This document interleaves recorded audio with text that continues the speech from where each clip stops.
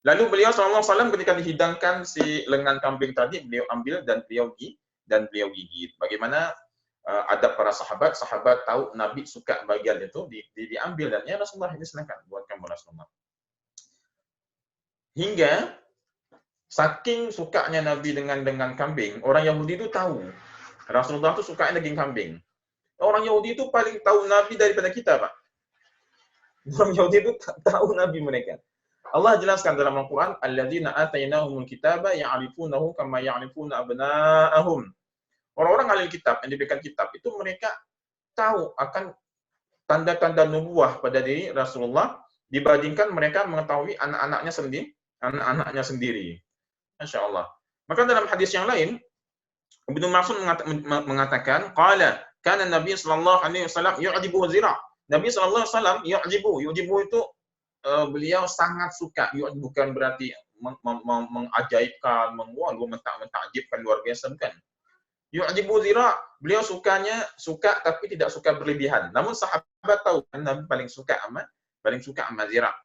Hingga qala wa summa fi zira', sehingga Rasulullah pun diracuni dengan daging kambing yang telah dibubuhi racun tersebut, dan bagian daging kambing itu adalah bagian daging kambing lengannya. Wa kana yara anna al-yahuda sammu, tapi Rasulullah diberi wahyu bahwa daging tersebut beracun. Maka orang-orang Yahudi pun ini tanya kepada orang yang sering masak dan sering membuatkan daging untuk Rasulullah. Ya imra'ah, seorang perempuan hadirin sekalian. Ya imra'ah, dari daging yang sering kamu masak kepada Muhammad, bagian mana dia paling suka? Ekornya, kepalanya, perutnya, ususnya? Maka perempuan tadi menjawab, Muhammad paling suka di bagian lengannya. Oh, kalau gitu kita ambil daging tadi, kita bubuhi racun, semua lengannya Pak diracunin. Semua lengannya diracunin karena mereka tahu bahwa Nabi paling suka bagian lengannya. Mudah-mudahan kapan-kapan nanti kita bisa makan daging kambing lengannya di masjid. Kapan-kapan mudah-mudahan. Ba'du. An Abi Ubaidah qala, tabakhtu lin Nabi sallallahu alaihi wasallam qidran. Aku masak kepada Nabi satu bejana, Pak. Qidr, satu bejana besar, isinya kambing semua. Daging kambing. Maka kana yu'jibu zira'an. Nabi itu suka banget sama lengan kambing. Sahabat tahu. Fanawaltuhu azira'. Aku berikanlah dua lengan kambing tadi kepada Nabi. Tsumma qala, nawilni azira'. Setelah matang si olahan dagingnya, Rasulullah bilang ke sahabat, tolong berikan kepadaku dua lengannya. Tolong berikan kepadaku lengan kambing tadi. Fanawaltuhu, maka aku berikan. Tsumma qala, nawilni azira'. Kemudian Nabi bilang lagi, tolong berikan untukku lengan kambing. Faqultu, maka aku pun heran, aku bilang, ya Rasulullah, wa kam li syatin min zira'. Ya Rasulullah, kambing itu kan cuma punya dua lengan. Maksudnya kok masih minta lagi? Ya Rasulullah, emang kambing punya berapa lengan? Apa kata Nabi? Wallazi nafsi biyadihi law sakatta, demi zat yang menggenggam jiwaku, kalau kamu diam, lana waltani azira'a ma da'utu, maka engkau pun akan terus mengambil zira' tadi sebanyak aku meminta. Ini kata ulama tanda nubuah Nabi, mukjizatnya Nabi. Kalau sahabat ini diam, memang sih tadi si lengan kambing udah habis karena cuma dua kan.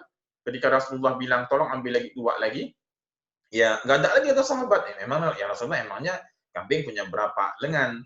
Maka Rasulullah bilang, kalau kamu diam, kamu ambil. Itu di dalam bejana kamu terus berisi dengan lengan kambing. Kamu ambil berisi lagi, kamu ambil berisi lagi. Ini barokahnya Rasulullah SAW. Dari kisah ini, doa-doa yang diajarkan Nabi sebelum makan. Serta, itu yang pertama. Serta orang yang terbiasa membaca salawat kepada Nabi, insya Allah makanan di rumahnya akan barokah. Yang pertama, mengamalkan doa-doa yang diajarkan Nabi sebelum makan, sesudah makan, dan kemudian sering-sering bersalawat kepada Rasulullah, apakah sehari 100 kali, insya Allah rumahnya, rezekinya akan barokah. Sebagaimana barokahnya makanan yang didoakan oleh Rasulullah SAW. Mudah-mudahan kita termasuk ahli salah, ahli salawat kepada Nabi SAW. Waba'adu. Kalau tadi kita bahas lengan dan juga bagian rusuknya. Sekarang kita masuk ke dalam bab yang lain. Sami'atu Abdullah bin Ja'farin. Dari siapa? Dari Abu Ahmad. Sami'tu Abdullah bin Ja'far, yakni Abdullah bin Ja'far anaknya Ja'far bin Abi Talib. Abdullah bin Ja'far ini keponakannya Nabi. Yaqulu, sami'tu Rasulullah sallallahu alaihi wasallam yaqul, aku mendengar Rasulullah sallallahu alaihi wasallam mengatakan, inna atyabal lahmi lahmudz zahri.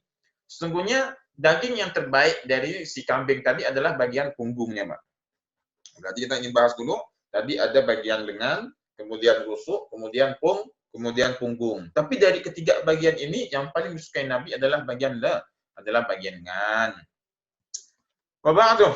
Setelah kita bahas masalah kambing, kita masuk ke dalam bab selanjutnya, yakni cuka. Rasulullah suka sama cuka, tapi tidak sesuka dengan kambing tadi. Rasulullah menganjurkan rumah kita itu ada cuka, minimal ada cuka sebagai idam kita. Waqala an Aisyah anna Nabi sallallahu alaihi wasallam qala ni'mal idam al-khal. Sebaik-baik lauk adalah cuka. Dan cuka ini juga dalam Tibbun Nabawi bagus khasiatnya, terutama untuk orang yang punya masalah di lambungnya. Namun cuka hendaknya dikonsumsi bukan ketika memasak makanan. Memasak kuah bukan. Jadi kalau kita udah masak kuah, kita masak sesuatu tersebut, dan kemudian udah matang, cuka itu kita masukkan ke dalam mangkok makanan kita sebelum kita memakannya atau ketika kita akan memakannya. Bukan ketika dimasak, namun setelah dimasak dan ketika udah ada di piring kita ambil cuka baru kita bubuhkan. Itu paling bagus untuk kita konsumsi cuka. Qala sallallahu alaihi wasallam, sebaik-baik lauk adalah cuka. Namun bukan cuma ingin konsumsi cukanya, tapi kita ingin mengamalkan sunnah.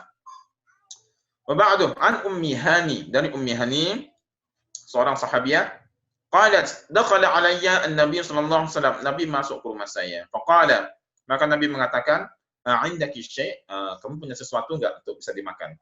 Faqultu, "La, enggak ada Nabi, kecuali cuma roti kering, illa khubzun ya bisun." Kalau roti kering zaman kita sekarang ini cuma nasi doang, enggak ada lauknya. Wa khallun, dan ada cuka dikit tuh. Faqala, "Hati, berikan kepadaku." Ma afqara baitun min udumin fihi khallun. Rumah tidak dikatakan kosong dari lauk pauk selama masih ada cuka. Jadi bapak-bapak, ini keberkahan dari hadis Nabi, yakni Nabi bilang, "Ma afqara baitun min udumin fihi khallun." Enggak akan kosong rumah itu jika ada, enggak bisa dibilang kosong jika ada cuka di dalamnya. Maka di dapur kita letakkanlah cuka. Di atas meja kita letakkanlah cuka. Ingat hadis ini. Insya Allah walaupun di rumah cuma ada sebagian, apalagi bulan tua kadang-kadang buah udah habis, ini udah habis. Namun jika ada cuka, jika ada amalan yang kita amalkan dari hadis Nabi ini, insya Allah hati kita tetap tenang. Seolah-olah di dapur itu masih ada barang-barang yang sering kita butuhkan, masih ada buah. Seolah-olah masih tenang kita. Akhir bulan pun masih aman, nggak terlalu deg-degan. Kenapa? Karena hanya mengamalkan satu dari banyak sekali hadis Rasulullah sallallahu alaihi wasallam. Ba'du, setelah Nabi menganjurkan kita untuk mengkonsumsi daging kambing, kemudian cuka, minimal ada cuka di rumah kita dan di atas meja makan kita. Lalu Nabi sallallahu alaihi wasallam menganjurkan kita untuk makan bubur. Karena bubur merupakan makanan yang disukai oleh Nabi sallallahu alaihi wasallam. Waqala Al-Habib sallallahu alaihi wasallam, fadlu Aisyah 'ala nisa'i ka fadli sarid 'ala sa'iri ta'am. Keutamaan Aisyah dibandingkan seluruh wanita adalah seperti ka fadli sarid, seperti keutamaan bubur sarid atas seluruh jenis makanan yang lain. Jadi bubur sarid ini zaman Nabi, dia ini makanan yang paling kok zaman kita paling mahal, paling bagus dan jarang-jarang dihidangkan. Karena dia bubur, tapi ada potongan-potongan daging yang lunak. Dia bubur, tapi ada beberapa rempah di dalamnya. Dia bubur, tapi ketika kita makan bukan cuma kenyang, namun membuat badan kita enak. Kalau zaman sekarang apa ya? Bubur kanji, Pak ya? Ya, bubur kanji Aceh. ya. Bubur Aceh, Bubur Aceh. iya. Yang belum dinas di Aceh mungkin belum pernah nyicipin. Itu bubur kanji di Aceh itu kadang dihidangkan untuk buka puasa bulan Ramadan. Kenapa? Karena zaman Nabi bubur kanji itu paling bagus, untuk makanan paling bagus. Dan Nabi suka, karena kalau bubur, perut kita itu nggak capek bekerja dia untuk menggilingnya.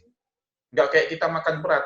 Sehingga orang yang makan bubur di malam hari dan dia kenyang, nah itu bangun tahajudnya enak, sholatnya nikmat, doanya khusyuk, zikirnya wah hudur luar biasa. Dibandingkan malam hari makan yang berat, makan yang berat-berat. Tapi buburnya nikmat, ada rempah-rempah dan juga ada daging. Hadis yang selanjutnya kita lihat lagi. Apa lagi yang Rasulullah sukai di sini dalam lauknya? An Ustaz, Abi mohon izin, Ustaz. Hurairah. Ya, silakan. Waktunya 3 menit lagi. Boleh nanti disambung lagi, Ustaz, ketika sudah mati. Nanti mulai lagi. Boleh, Ustaz? Iya, boleh. Karena Sekitar... ini juga baterainya 1% lagi. Oh, Kita alhamdulillah, Ustaz. ambil kesimpulan aja ya.